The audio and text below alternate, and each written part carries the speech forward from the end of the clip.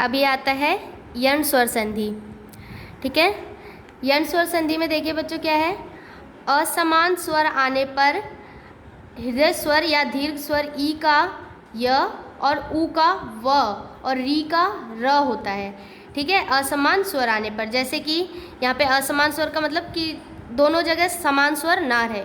जैसे यहाँ पे छोटी ई और यहाँ पे आदि, तो इत्यादि। ठीक है,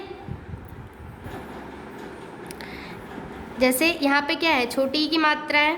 ठीक है, इति में छोटी ई की मात्रा और यहाँ पे आ, तो दोनों असमान स्वर है। ये ई है और ये आ है, दोनों अलग अलग है, इसी का अर्थ है क्या, असमान स्वर। आप देखिए इन क्या बताया है यहाँ पे, असमान स्वर आने पर हृदय स्वर, जैसे कि छोटी ई और यहाँ पे क्या है, छोटी ई के साथ अगर कोई भी असमान स्वर आए, उससे अलग स्वर है, तो वो क्या बन जाएगा, य बन जाएगा। ठीक है, अब इसके साथ कोई और भी, जैसे कि बड़ी ई है। ठीक है, और बड़ी ई के साथ अ जुड़ता है तो क्या बन जाएगा, तो भी य बनेगा। ठीक है, जैसे कि यहाँ देखिए इत्यादि, इत्यादि, जैसे यहाँ पे य आ गया है बीच में। ठीक है, ना इधर ही आया है ना यहाँ य है, लेकिन यहाँ पे क्या है, य आया है। क्यों आया है, क्योंकि बताया रूल ये है कि ई और आ के मेल से क्या बनेगा, ई किसी भी स्वर असमान स्वर के साथ आएगा तो क्या बन जाएगा, य बन जाएगा। ठीक है, किसी भी असमान स्वर के साथ, जैसे अ के साथ आ गया, ऊ के साथ आ गया, किसी के भी साथ, लेकिन सेम समान नहीं होना चाहिए। ठीक है, जैसे अब यहाँ ई है और यहाँ भी ई है, नहीं, ठीक है, तब नहीं यह बनेगा। लेकिन अगर यहाँ ई है और यहाँ पे अगर अ है तो क्या बनेगा, य बनेगा। ठीक है, अब ऊ कैसे, ऊ का क्या है, तो ऊ के साथ अगर अ का मेल होता है तो क्या बनेगा, व बनेगा। ठीक है, जैसे ई और अ के मेल से क्या बनता है, य बनता है, वैसे ही ऊ और अ के मेल से व बनेगा। चाहे ऊ और अ आए, चाहे बड़ा ऊ और आ आए, तो क्या बन जाएगा, व बन जाएगा, असमान। ठीक है, जिससे मेल ना हो। अब जैसे यहाँ पे छोटा ऊ प्लस छोटा ऊ, ठीक है, तो वह नहीं होगा, असमान स्वर आए, जो मेल ना खाए, ये समान ना हो। जैसे ये दोनों समान नहीं है, ये दोनों समान नहीं है। ठीक है, और री का क्या है, अगर अ प्लस री, अ और री के मेल से क्या बनेगा, र बनेगा। ठीक है, वो भी स्वर रहित र।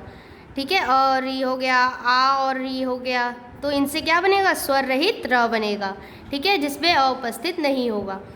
ठीक है, जैसे कि यहाँ पे एक बार ई की मात्रा का आपने देख लिया है, अब ऊ की मात्रा का देख लेते हैं। मधु छोटी ऊ की मात्रा है। ठीक है, अरी, ठीक है, यहाँ पे अ है, दोनों असमान स्वर है, तो क्या बन गया, मध्वरी, यहाँ पे व आ गया। ठीक है, यहाँ पे ध और छोटी ऊ की मात्रा का व, री।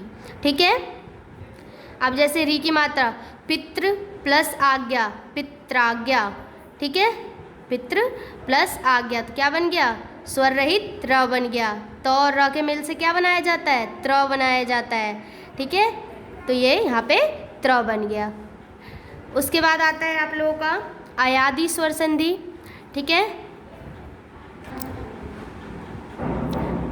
अब आता है बच्चों अयादि स्वर संधि। इसमें देखिए क्या होता है, जैसे इसी के समान रूल है, यण संधि के समान ही। जैसे ए और ऐ, ओ औ के सामने, ऐसे कोई भी, जैसे ए हो गया, ठीक है, औ हो गया, ओ हो गया, ए हो गया, इनके सामने अगर कोई भी असमान स्वर आए, असमान मतलब जो मेल ना खाए, जैसे कि अब ए प्लस ओ,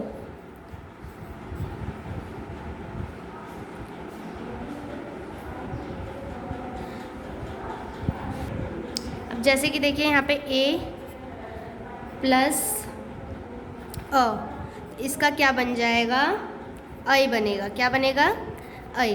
तो ए के साथ अगर कोई भी असमान स्वर आता है तो उससे क्या बन जाता है, ऐ बन जाता है।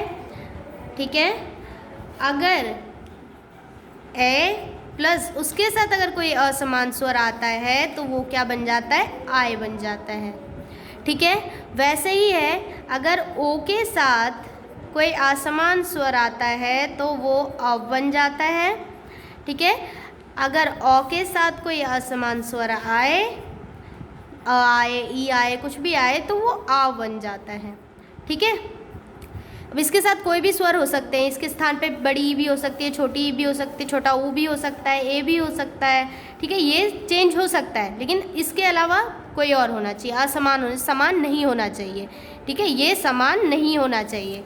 तो देख लिए, ए के साथ अगर कोई भी असमान स्वर आए तो आए बनेगा, ए के साथ कोई असमान स्वर आए तो आए बनेगा, ओ के साथ कोई असमान स्वर आए तो अब बनेगा, अगर औ के साथ कोई असमान स्वर आए तो आव बनेगा। ठीक है,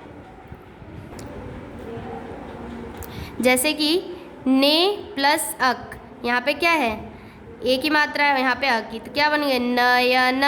क्या बनाया था यहाँ पे, क्या बताया था, अगर ए जुड़ता है तो अय बनता है। ठीक है, तो जैसे कि न अयन। ठीक है, उसके बाद ए के साथ अगर कोई भी मात्रा सुर असमान स्वर जुड़ते हैं तो क्या बन जाता है, आय बन जाता है, जैसे नायक।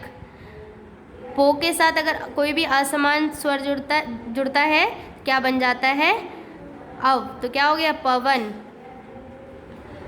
अगर प के साथ या अ की मात्रा के साथ कोई भी असमान स्वर जुड़ता है तो क्या बन जाता है, आव, तो जैसे कि प प्लस अक, तो पावक। ठीक है, तो आप लोगों को मैंने ये समझा दिया है संधि क्या होता है, स्वर संधि क्या होता है, यण संधि क्या होता है। आपको उनके रूल अच्छी तरह पढ़ने हैं, समझने हैं कि कौन से किसके साथ कौन सा स्वर का मेल होने से क्या बनता है, तभी आप लोग संधि को समझ पाएंगे और उसके भेदों को समझ पाएंगे। अगर आपको कुछ नहीं समझ आता है तो मुझे कमेंट करके बोलिए। आपका ये चैप्टर ख़त्म होता है, इसके बाद मैं आप लोगों को एक्सरसाइज का वीडियो बना के सेंड करूँगी। Okay, thank you.